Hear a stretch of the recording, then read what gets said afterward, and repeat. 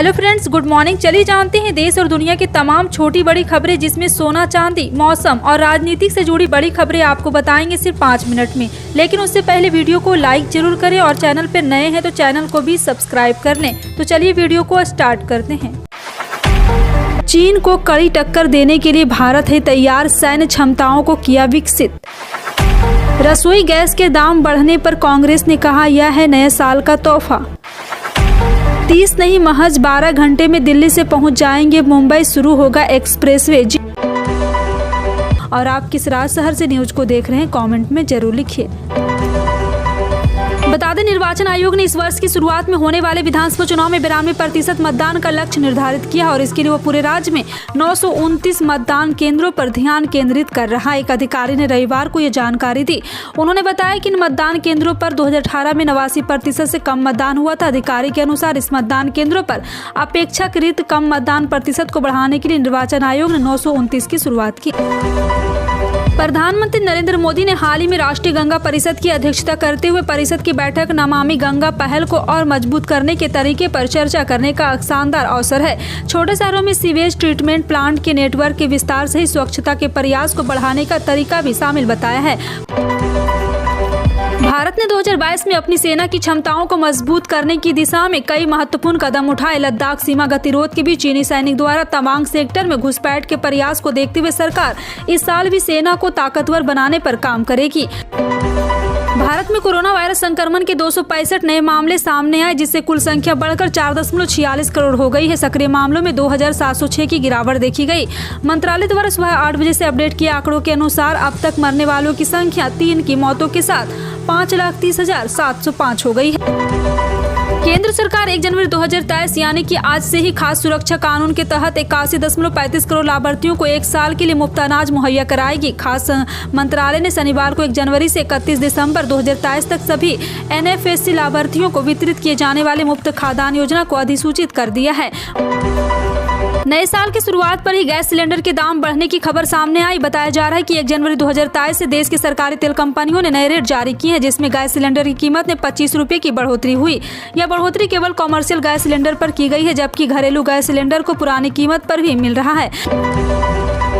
भारतीय cricketer team के 2022 में खराब प्रदर्शन के बाद अब T20 वर्ल्ड कप में खिताब जीतने के लिए पूरी तरह से तैयार है। जहां एक तरफ बीते साल में टीम इंडिया के प्रदर्शन की समीक्षा बैठक के बाद BCCI ने टीम के खिलाड़ियों के लिए एक बड़ा फैसला लिया, वहीं इस बड़े फेरबदल के बाद लोगों की निगाहें केवल 2023 में होने वाले विश्व कप पर टिकी हुई है। बता दें कि 2 साल में लगातार 2 बार भारतीय टीम T20 विश्व कप में खिताब जीत कर करीब नहीं पहुँच पाए, जिसके बाद टीम इंडिया ने बदलाव की मांग की जा रही थी।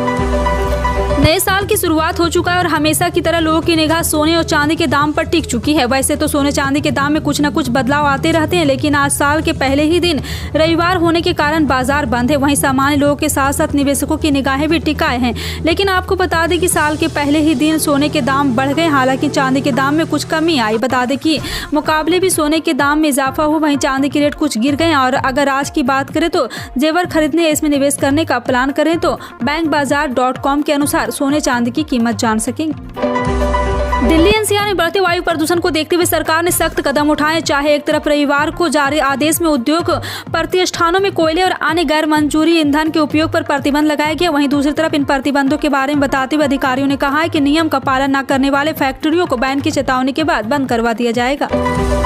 2022 से 23 सत्र में प्रवेश प्रक्रिया नवंबर में खत्म हुई। अब स्नातक स्नातकोत्तर पाठ्यक्रम में पढ़ने वाले विद्यार्थियों को छात्रवृत्ति के लिए आवेदन करना है। इसके लिए रजिस्ट्रेशन शुरू हो चुके हैं। उच्च शिक्षा विभाग ने MTAS पर विद्यार्थियों और संस्थानों को फॉर्म भरने के निर्देश दिए हैं। इसके लिए 20 जनवरी तक का समय दिया है।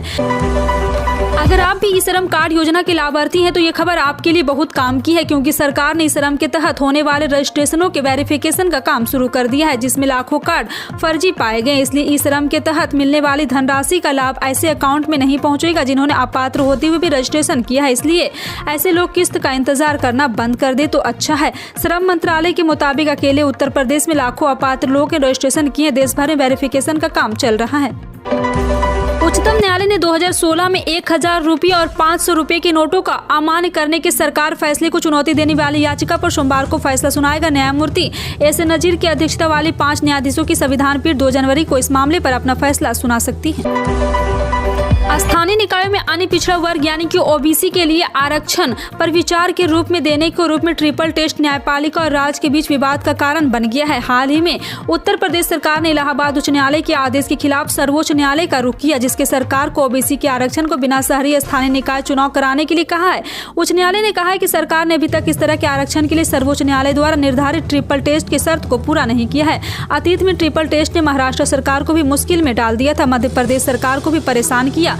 15 दिसंबर 2022 सुप्रीम कोर्ट ने स्थानीय निकाय में ओबीसी के राजनीतिक प्रतिनिधित्व को अंतिम रूप देने के लिए कर्नाटक सरकार को 31 मार्च तक का समय दिया गया। फिलहाल आपका इन सभी खबरों पर क्या कहना है, कमेंट सेक्शन में टाइप करके जरूर बताएं।